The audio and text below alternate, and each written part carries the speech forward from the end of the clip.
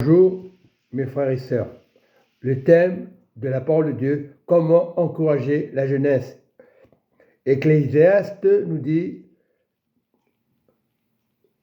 au chapitre 12, Ecclésiaste nous dit au chapitre 12, jeune homme, réjouis-toi dans ta jeunesse.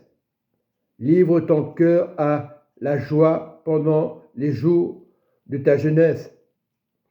Marche dans les voies de ton cœur et selon les regards de tes yeux. Mais sache que pour tout cela, Dieu t'appellera en jugement. Nous sommes tous appelés dans le jugement. Bannis ton cœur le chagrin, éloigne le mal de ton corps, car la jeunesse est l'aurore sans vanité. En est de passage, mais profite du moment que tu peux prier. Pasteur, ancien, tu dois appeler au téléphone. Encourage le frère et la sœur. Ne l'abandonne pas. Il ne faut pas avoir peur d'entourer les jeunes d'aujourd'hui. Même celui qui commence dans le Seigneur, il est jeune, mais entoure. En ce temps de la fin, il y a des batailles dans les églises, c'est vrai. Mais un pasteur a le rôle d'entourer même l'ancien, même le fidèle. C'est important. Parce que si le pasteur ne veut pas entourer la personne qui vient, parce qu'il n'a pas le temps, et ça, ignorance. Dieu voit l'ignorance de l'homme. Mais Dieu n'est pas ignorance. Dieu voit tout. Donc, réveillez-vous, Église. Commencez à encourager la jeunesse. C'est important. Le corps de Christ est encouragé. Mais en ce moment, les temps sont difficiles. Mais les temps sont difficiles, c'est là qu'il faut y aller. On voit des choses qui n'est pas bien sur TikTok et d'autres réseaux sociaux qui n'est pas bien. Il est temps, pasteur, ancien, d'encourager la jeunesse. Même si la personne est pasteur, il faut l'encourager. Elle va à l'église pour la première fois, il faut l'encourager. Elle ne vous appartient pas, elle appartient au Seigneur. Il y a beaucoup de pasteurs, tout ce qui vient dans l'église, j'ai remarqué, allez, ça m'appartient, pourquoi il vient là? Il y a une raison. Non, il n'y a pas la raison. C'est d'écouter, voilà, parce que l'enseignant, pasteur, il doit enseigner la sagesse. La jeunesse doit enseigner. Lorsque tu as la possibilité d'enseigner, enseigne.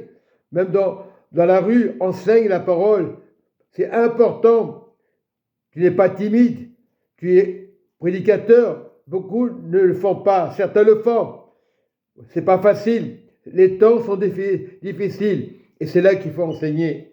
On parle des choses, on fait des agapés, mais enseigne la parole de Dieu, enseigne dans la rue si tu peux le faire, la jeunesse. En ce temps de la fin, il y a beaucoup de gens qui tombent dans la drogue, qui étaient chrétiens, qui retombent dans la drogue. Ce n'est pas normal, parce que le pasteur n'a pas le temps. Voilà, l'enseignement, ce n'est pas que dans l'église, que dans le bâtiment. Enseigne ce que dit la parole de Dieu, la Bible, selon l'esprit, pas selon la chair. Et le diable va attaquer par la chair, que tu sois pasteur ou ancien, où tu peux voir des choses, parce que la personne n'appartient pas au groupe de prière, à l'organisation, parce qu'elle ne fait pas ce que les personnes font. Voilà, les leaders doivent enseigner la parole de Dieu. Les âmes, pasteur, ne vous appartiennent pas, ils appartiennent à Jésus, et vous le savez. Beaucoup veulent que l'Église soit plein.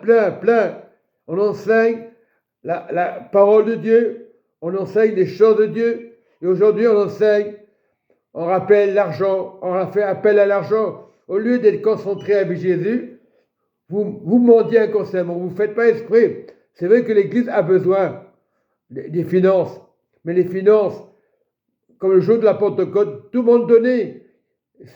Même si la personne ne donnait pas, elle n'était pas jugée. La prière, l'efficacité, le monde va mal, vous le savez. Toutes religions diront, tout va mal. Les témoins de Jéhovah diront, tout va mal. Les musulmans diront pareil, c'est la fin des temps. Non, ce n'est pas la fin des temps. Enseignez selon la parole de Jésus. Jésus avait averti dans Matthieu 24 qu'il y aurait des fausses révélations. Mais ne regarde pas la fausse révélation. Enseigne la parole, la sagesse.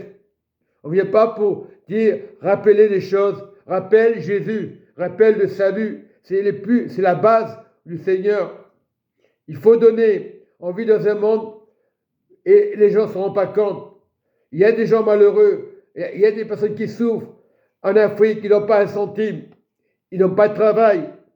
Et beaucoup disent, ah, donne, parce qu'ils ne connaissent pas la vie de celui qui vient, un étranger, il vient d'Afrique, il vient de Chine, peu importe, enseigne la parole. C'est pas facile. Quelqu'un qui a été éduqué dans sa religion, c'est difficile, mais enseigne la parole de Jésus.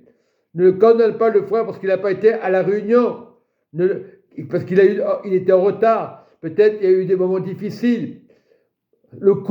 Les couples sont difficiles. On ne connaît pas la vie des personnes, la vie des chrétiens. On ne sait pas ce qui passe.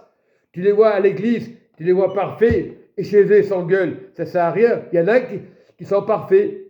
Ils ne s'engueulent pas. Des années, ils ont des batailles, ils ne baissent pas les bras. Ils sont comme tout le monde. Les pasteurs, ils ont des enfants, ils ont des factures, mais enseignent la parole de Dieu. Nous devons enseigner la parole. Moi, je ne suis pas dur pour ça. Je ne suis pas parfait, je suis qu'un homme. L'apôtre Paul savait que la grâce du Seigneur suffisait pour le salut. L'apôtre Paul n'avait pas besoin d'avoir peur, il était en prison. Et nous ne sommes pas en prison.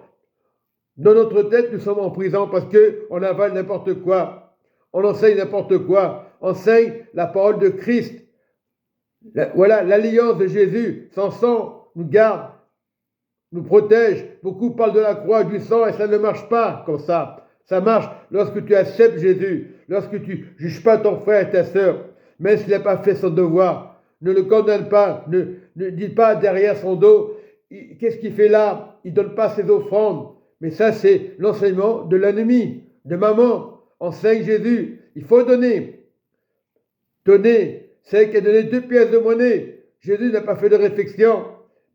Et aujourd'hui, on voit dans ce système, on voit des pasteurs qui demandent, allez, 10 000 euros, 20 000 euros. Ce n'est pas de Dieu, cet enseignement. Les gens ont peur. Il ne faut pas vous étonner qu'après, les gens sont découragés. Ils viennent pour la première fois, enseignent le royaume. Lorsqu'on parle de l'argent dans nos familles, parce que la personne n'a pas rendu, on se fâche. Et on se fâche pareil.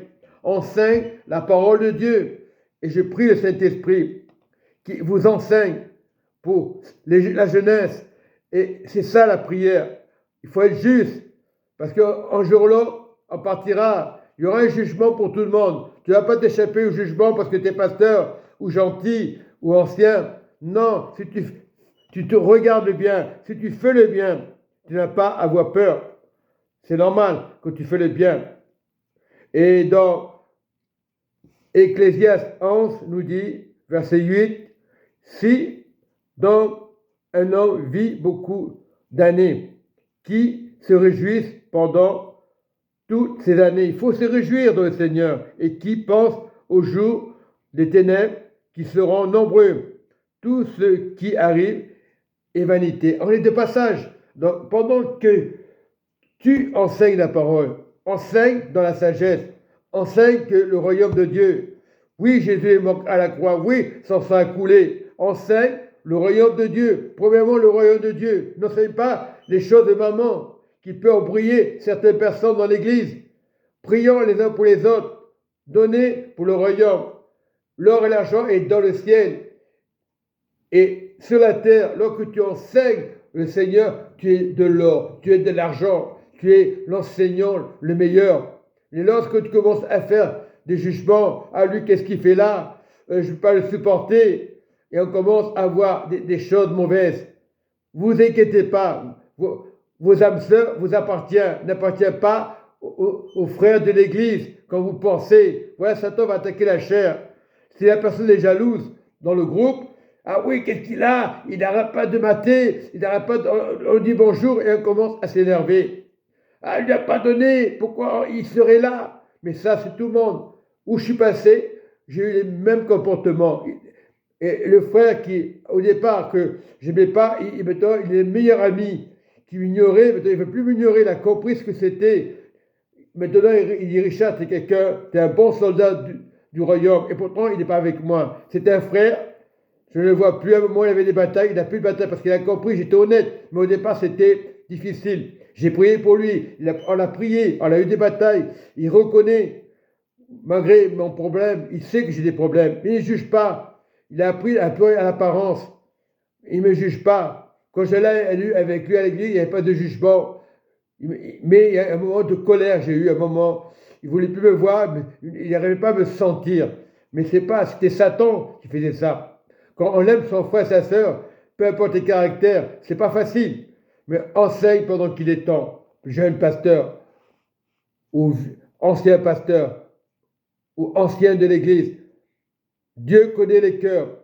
Dieu enseigne selon la sagesse. Alléluia, Amen et Amen.